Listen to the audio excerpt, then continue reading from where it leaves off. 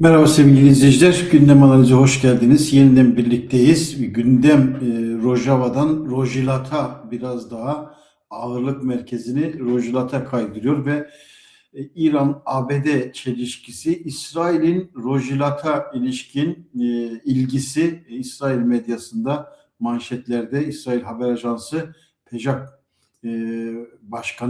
eş başkanıyla görüştü ve bu röportaj İsrail medyasında geniş yankı buldu, görüntülü. İsrail'le Rojilat ilişkisi ya da bu gündemi nasıl ele alıyor? Bu çelişkili zamanda ona bakacağız, o haberin detaylarına bakacağız. İran'a müdahale an meselesi, Trump müdahale etmekten kaçınmayacağını belirtiyor. Sınırlı mı ya da sınırsız mı olacak? Karşılıklı açıklamalar var. Aynı zamanda müzakere masası da söz konusu. Türkiye bu denklemin dışına itiliyor. Hakan Fidan'ın ısrarı var ama Türkiye bu denklemin dışına itiliyor.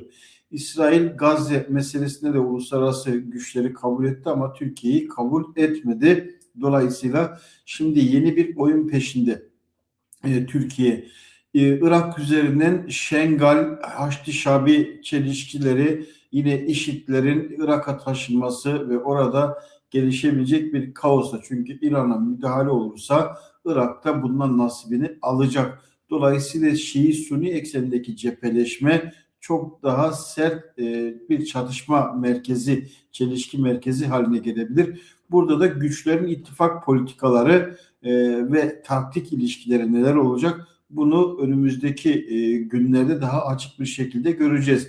Hem Münih Güvenlik Konferansı'nda alınan kararlar, ortaya konulan görüşler, devletlerin özellikle Orta Doğu sahasında İran başta olmak üzere yeni bir biçimlendirme hareketi söz konusu. Yeni güvenlik politikaları inşa edildi ve bu politikaların ayak sesleri daha gür bir şekilde çıkmaya başladı. İmralı'da görüşmeler yapılmıştı ve İmralı'da yapılan son görüşmeden sonra meclisteki komisyon raporu kabul edildi. TKP'lerin ve tiplerin reddine rağmen yüksek bir oyla kabul edildi. DEM Partisi'nin şerhi vardı. Umut Hakkı, PKK'lilere yönelik bir özel yasa konusu. Öcalan'ın açıklamaları var. Pervin Buldan aracılığıyla İmralı'da gazetecilerle görüşmek, basın toplantısı yapmak, Umut Hakkı'nın gerçekleşmesini sağlamak konusunda bazı mesajları vardı. Bu mesajlarda kamuoyuyla paylaşıldı. Bunu da iyi belirtmekte fayda var. Gündemin bir başka maddesi Rojava.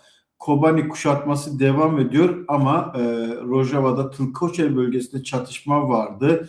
Deir ez-Zor'da çatışma söz konusu. Petrol meselesi üzerinden yine Şengal'i hedefleyen Güney Kürdistan'daki Kürt kazanımlarını hedefleyen Türk dış politikasının belirgin bir kart açma oyunu var.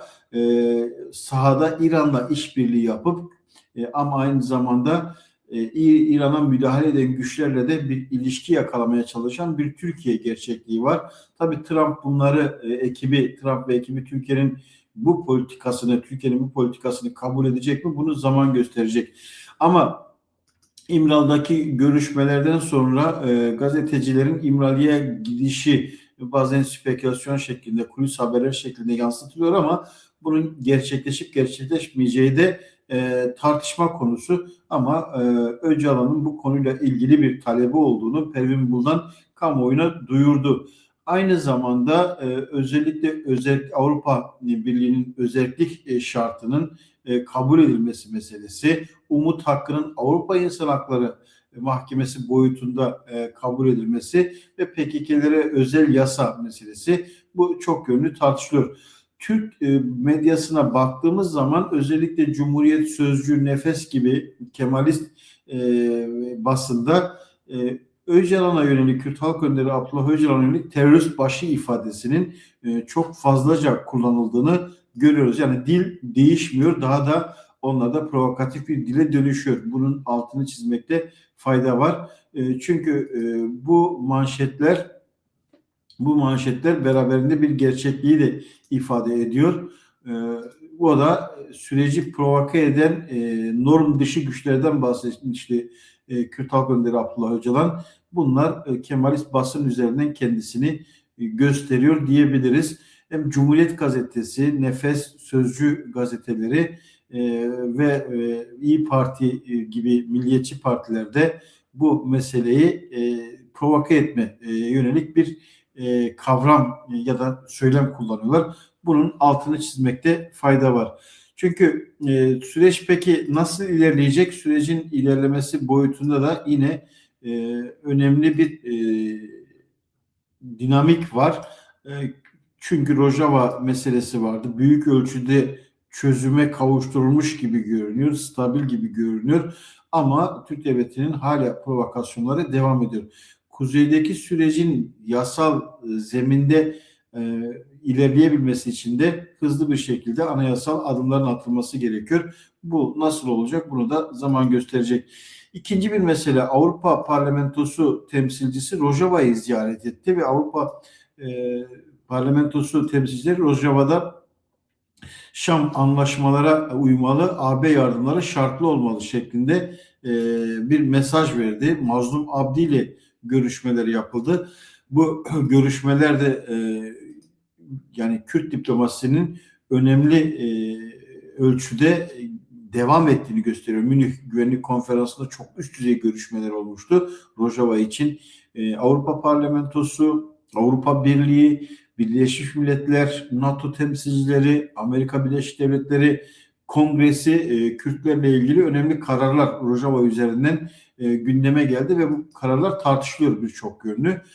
AB temsilcisinin Rojava'da özellikle Mazlum Abdi ile görüşmeleri, Rojava'daki temsilcilerle görüşmeleri birçok açıdan Avrupa Parlamentosu'nun hala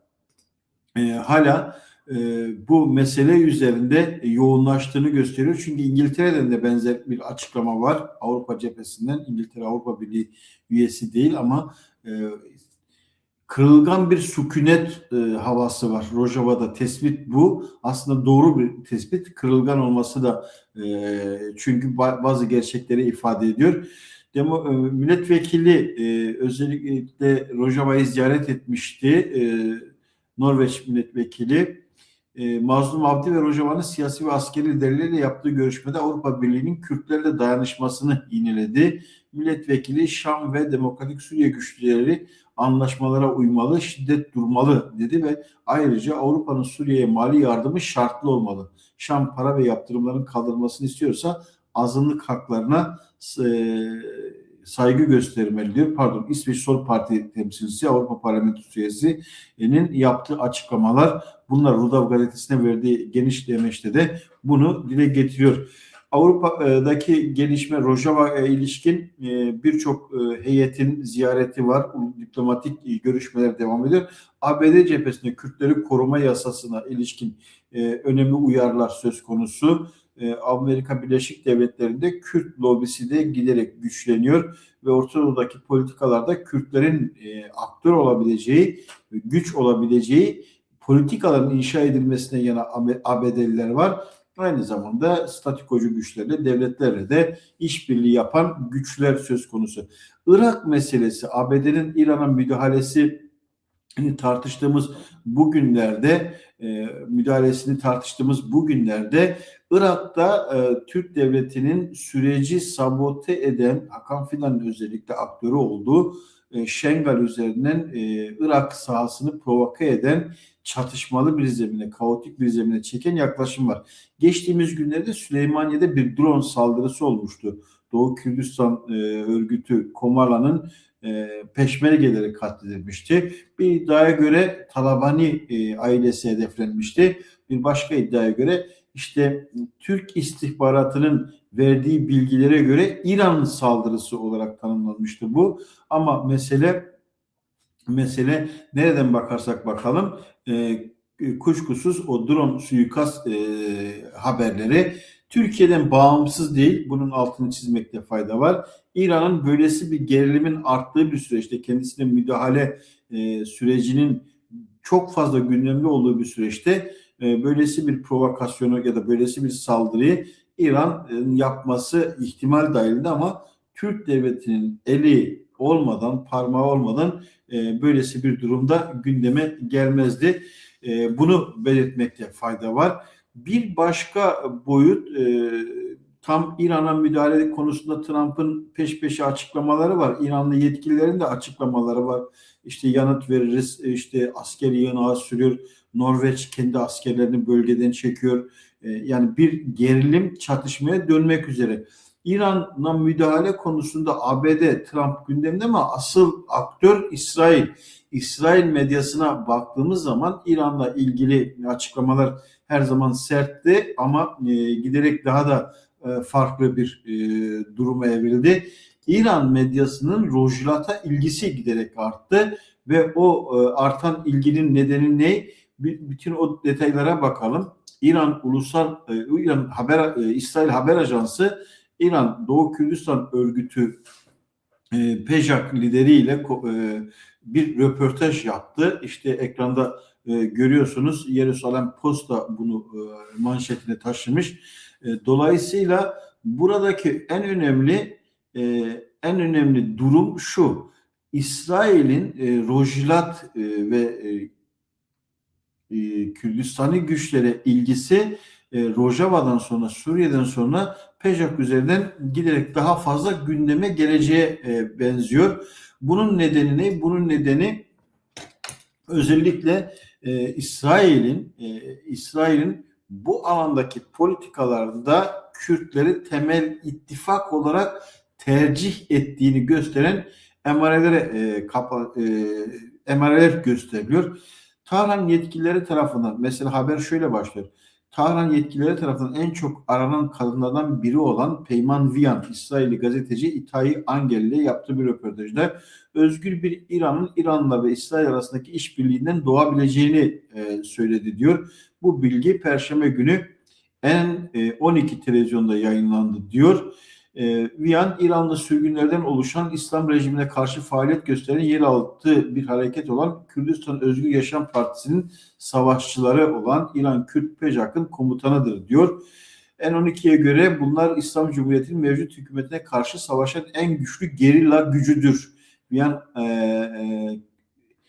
Peyman Via'nın verdiği demeçte hayalinin İran'da protestoları genişletmek ve devrim yoluyla özgürlüğe kavuşmak olduğunu belirtiyor. Böylesi bir haber var. Bu haberle ilgili detaylar söz konusu. Ve bir Kürt lider İsrail'in ulusal güvenliğinin Kürt davasını desteklemeye bağlı olduğunu gösteriyor. Yine bu röportajla ilgili bir görüntü de var. O görüntüyü de ekranlarınıza getirmek istiyorum. Peyman Vian'la yapılan röportajla ilgili bir görüntü var. İsrail Haber Ajansı'nın geçtiği o görüntüde PEJAK'lı gerillaların mevzileri görülüyor. Bu konuyla ilgili şu görüntüyü de sizlerle paylaşmakta fayda var. זה לוקח כמה שעות, אבל בסוף, הנה היא, פיימן, המפקדת של פז'ק, אישה קורדית איראנית שחולמת ופועלת להפיל את המשטר בטהרן.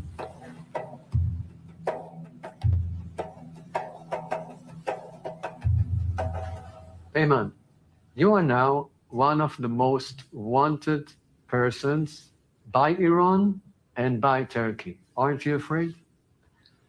نه ترسما اونی ترس انسانی کو جبو آزادی تکوشین دکن جبو آزادی جانی خو فدا دکن o özgürlük için herhangi bir korkuların olmadığını bahsediyor. ittifakın bir serberzin jbe ku peşenge ki gelen o du devletin diyor ve İsrail televizyonda yayınlanan bu röportaj aslında çok görülmedi. Belki hem Türk medyası tarafından hem Kürt medyası tarafından görülmedi. Bunun üzerine çok ciddi analizlerin ve yorumların inşa edildiğini söyleyebiliriz. Örneğin işte bir Kürtlerin İsrail'in ulusal güvenliğinin Kürt davasını desteklemeye bağlı olduğunu söyleyen Kürt siyasetçiler var. Ulusal güvenlik ancak davaya destek verilerek sağlanabilir. 4 kilit ülkenin yer aldığı yeni bir Orta Doğu'dan bahsediyoruz. Suriye, Irak, Türkiye ve İran. Kürtler bunların hepsinde yer alıyor deniliyor.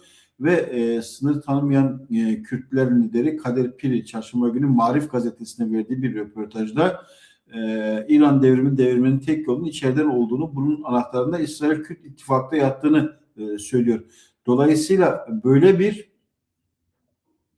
bir yaklaşım var.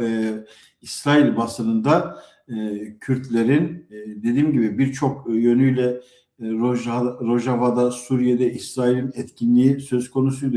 İsrail'in İran'a müdahaledeki etkinliği daha da stratejik bir konum alıyor. Sonuç alabilmesi için kuşkusuz ittifak politikaları. Peki Kürtler bu konuda ne düşünüyor? Kürtlerde işte bir radikal görüş var ki bu radikal görüş şunu söylüyor. Bazı Kürt örgütleri direkt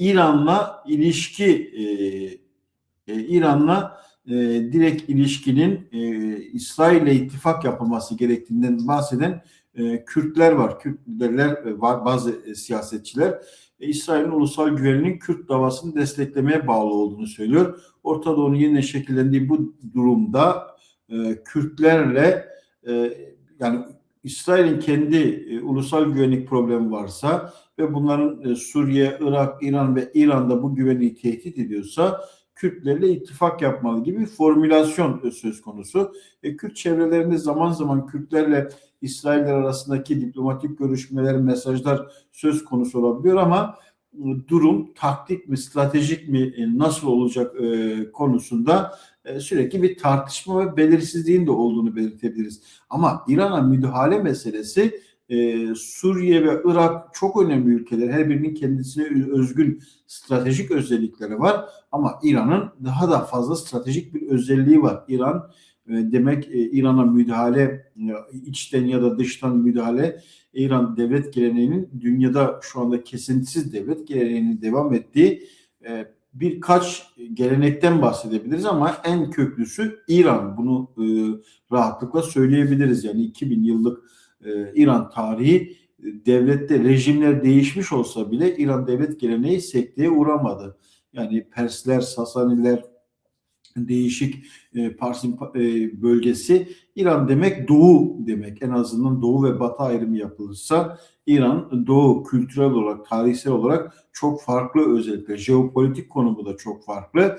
İran rejimlerinin antidemokratik yapısını Şah döneminde, geçmişte ya da günümüzde tabii ki ortaya koyabiliriz ama İran'ın bir halk gerçekliği, bir toplumsal gerçekliği, kültürel gerçekliği söz konusu ve Kürtlerle hem dil hem coğrafya açısından önemli bir akrabalık durumu da söz konusu.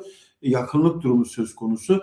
İran'ın İsrail'le de yakınlık ilişkileri söz konusu tarihsel olarak, kültürel olarak ama özellikle Peyman Via'nın röportajında belirttiği gibi Kürtler temel güç İran'da, temel güçlerden bir tanesi örgütlü, silahlı gücü olan ve bunu uzun süredir birçok savaş ve çatışma durumları yaşanmıştır. Başarıyla çıkan bir hareket, özellikle PEJAK yakın dönemlerde, yakın geçmişte bunun örneklerini yaşamıştık. Dolayısıyla İran'a müdahalede İsrail-Kürt ilişkilerinde farklı bir düzleme taşınabileceğini yine rahatlıkla söyleyebiliriz. İran'ın politikası ne olursa olsun Kürtlerin demokratikleşme konusunda ya da Rojava Kürdistan özgürlüğü konusunda hem Rojava deneyimi hem Güney Başarı Kürdistan deneyimi hem Kuzey Kürdistan deneyimi var. Doğu Kürdistan, Rojava Kürdistan'ın kendine özgü deneyimleri var. Bir ulusal sürecin, ulusal bilincin Kürtlerde doruk noktasına çıktığı bu süreçlerde çok daha farklı bir gelişmeden söz edebiliriz. Yeni bir dinamizmden bahsedebiliriz. Toparlayacak olursak şunu söyleyebiliriz. ABD'nin İran'a müdahalesi hangi düzlemde olursa olsun Rojava Kürtleri stratejik bir misyonla, bir rolle karşı karşıya. Dolayısıyla Rojava'nın durumu hemen Başarı Kürdistan ve Bakır Kürdistan'a iç içe olması, Serhat sınırı ve Süleymaniye Halepçe bölgesi sınır olması, örgütlü bir güce sahip olması Kürt Özgürlük Hareketi'nin en önemli kollarından birisi ve Rojilat Kürdistan'ın ulusal bilinci, örgütlenme ve coğrafyasına bağlı olması, ülkesine bağlı olması, yurtseverlik bağının güçlü olması da bir mücadele geçmişi de çok önemli bir ulusal özgürlük mücadele geçmişi söz konusu. Mahabat Kürdistan'ın son örnek, ondan sonra Komala'nın ve değişik Kürt örgütlerinin İranlı örgütlerle, devrimci örgütlerle ittifak halinde bir geçmiş süreci var. Bütün bunlar önümüzdeki günlerde daha fazla gündeme gelecek. Dolayısıyla bu süreçte yine belirleyici olan Kürt Özgürlük Hareketi'nin temel dinamiği, Öcalan bu konuları çok açık bir şekilde hem savunmalarında hem görüşmelerinde ortaya koymuştu. Rojava'nın stabil bir hal alması, statüye kavuşturması, Rojava, Başarı Kürdistan'ın stabil kalması, Kuzey Kürdistan'daki süreç ve Rojilat'taki gelişmeler birbirine eklemlendiğinde daha önceki programlarda da söylemiştik. Fotoğrafın bütününe baktığımız zaman Kürtlerin temel aktör olduğunu, Kürtlersiz Orta Doğu'da herhangi bir hareketin başarıya ulaşamayacağını belirtmekte tekrar fayda var. Kürt ulusal bilincinin Rojava'daki mücadele üzerinden sıçrama kat etmesi, ulusal birliğin bu kadar gündeme geldiği bir süreçte Rojilat Kürdistan'ın şansı daha da fazla, handikapları ve zayıflıkları söz konusu olabilir bazı alanlarda ama Kürtler bunun da üstesinden gelebilirler. Böyle bir konuyla gündeminize getirmek istedim. Özellikle İsrail'in Rojilat Kürdistan'a ilişkin ilgisi ve yayınları, attığı manşetler, yorumlar gerçekten dikkat çekici ve daha açık bir ifade söz konusu. Bu Türk basında da yakın zamanda göreceğiz, yansıyacak. Dolayısıyla Kürtlerin temel aktör olma özelliği kendisini koruyor. Türk Özel Savaşı'nın ya da farklı güçlerin özel savaş yayınlarındaki oluşturmak istediği algıya kapılmamak gerekir. İzlediğiniz için çok teşekkür ederim. Destekleriniz için teşekkür ederim. Tekrar buluşuncaya dek hoşça kalın diyorum.